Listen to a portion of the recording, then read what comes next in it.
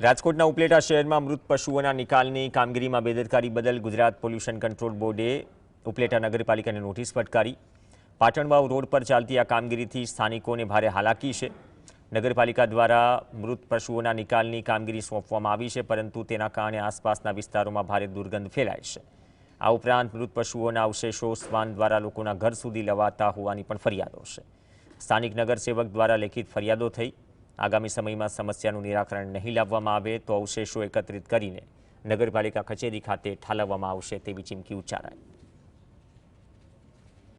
છેલ્લા ઘણા વર્ષોથી મરેલા પશુઓને અહીંયા ફેંકવાનો પ્રશ્ન છે અને સ્થાનિકોને દુર્ગંધનો ઘણા વર્ષોથી પ્રશ્ન છે। તો અમે 1 વર્ષ પહેલાં નગરપાલિકાના આ બાબતની રજૂઆત કરેલી હતી કે ભાઈ આ વસ્તુનું સ્થળાંતર અહીંયાથી કરવામાં આવે।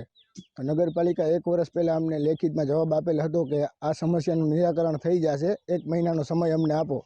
1 મહિનો પૂર્ણ થતાં 1 વર્ષ પૂર્ણ થવા આવ્યું, હજી સુધી કોઈ નિરાકરણ કે કોઈ કાર્યવાહી કરવામાં આવેલ નથી। નગરપાલિકા દ્વારા અહીંયા મરેલા ઢોરના અવશેષો નાખવામાં આવે છે, તેના લીધે દુર્ગંધ ફેલાય છે। નાના બાળકો રહે છે, સોસાયટીમાં બુઝુર્ગ માણસો છે, બીમારી ફેલાઈ ગઈ છે અને કૂતરાઓ અવારનવાર એના અવશેષો ઉપાડી અને અહીંયા ઘર આંગણે મૂકી જાય છે।